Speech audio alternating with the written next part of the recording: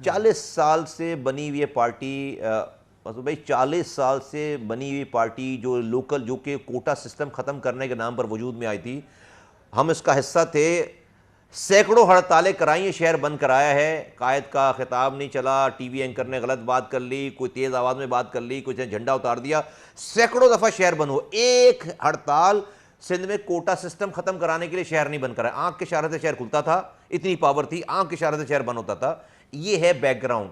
ये वो लोग देखिए, हम ऐसे थोड़ी एमकेएम छोड़कर बैठे हैं भाई, हमें क्या नुकसान था? I was the beneficiary of MKM. सबसे ज्यादा जो चीज बढ़ती थी वो हमें मिलती थी। सेनेटर था मैं, सिटिंग सेनेटर था, मेयर बना रहा, वजीर रहा, एमपी रहा, आगे भी जो चीज बढ़ती हमें मिलती। नहीं भाई, मरना है, अल्लाह को मुंह दिखाना है, कब्र में जाना है, ये रास्ता ठीक नहीं था। जब हमने बहुत कोशिश कर ली कि ठीक हो जाए, नहीं हुए, हम छोड़कर अलग हो गए और हमने अपना एक नैरेटिव बिल्ड किया। अल्लाह ने हमारी सारी बातों को सही साबित कर दिया। ये लोग इस काबिल नहीं है कि इनकी बातों पर ट्रस्ट किया जाए। अभी 2 हफ्ते पहले ये जाकर अपनी सीएम हाउस में बुजुर्गों को और खवातीन को पिटवा रहे थे। खालिद मकबूल साहब की आप तकरीर उठा के देखें कि वो ईंट से ईंट बजाने की बात कर रहे थे, उनकी लैंग्वेज, उनकी टोन उठाकर देखें, वो जरदारी साहब से क्या बोल रहे थे, कैसे कर रहे थे। अभी आज उन्होंने सारा खून माफ कर दिया, सारी बातें माफ कर दी। ये तो मुहाजिरों को कहते हैं कि मुहाजिरों को सूबा बना कर देंगे। तो क्या इस शेक में मुहाजिर को जरदारी साहब ने एग्री कर लिया मुहाजिर सूबा बनाने का? इनका गेम हो गया। हैदराबाद यूनिवर्सिटी में मामलत करेंगे, मौजूद हैं,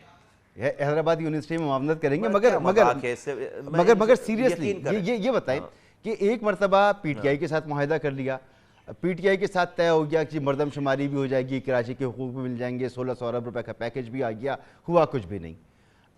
ऑप्शन क्या है एमकेएम के पास? पावर में तो हैं, उनके पास सीट्स मौजूद हैं, तो पीपल्स पार्टी से डील ना करें, नून लीग से डील ना करें, तो किससे डील करें?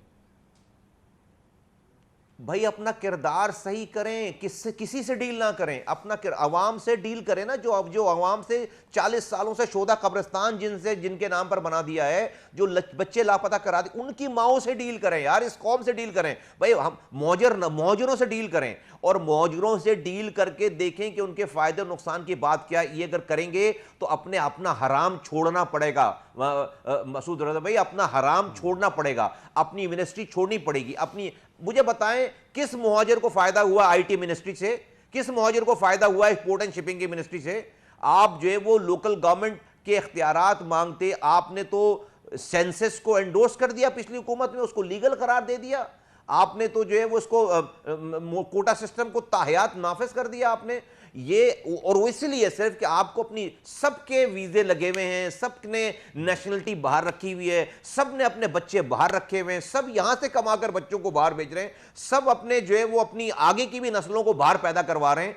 ये सारा कुछ जो है वो धंधा है, धंधा। ये एमकेएम के लोगों का धंधा है। ये लोगों के नाम पर ये नोच कसोट करके ये सब बाहर चले जाएंगे। और ये आखिरी इनको पता है कि ये 17 सीटों से कराची में 4 सीटों पे आ गए, इनको पता है आगे इनके पास ये भी नहीं रहेगा। तो अपनी साख को बचाने के लिए, अपने पैसे को बचाने के लिए कर रहे हैं। आपने कहा डील किससे करें? अवाम से डील करें। जिस दिन ये इस वाली बात पे तैयार हो गए, मुझे बताएं कभी ऐसा टाइम देखा था किसी ने? 7 सीटों की कितनी अहमियत हो गई कि आपकी 7 सीटों से हुकूमत गिर रही थी, आपकी 7 सीटों से हुकूमत बच रही थी। आपके पास 2 ऑप्शन थे, आप अपनी जात के लिए वजारतें मांग लें या आपकी कौम के लिए इख्तियारात और वसाइल मांग लें। आपने अपनी जात के लिए वजारतें ले ली।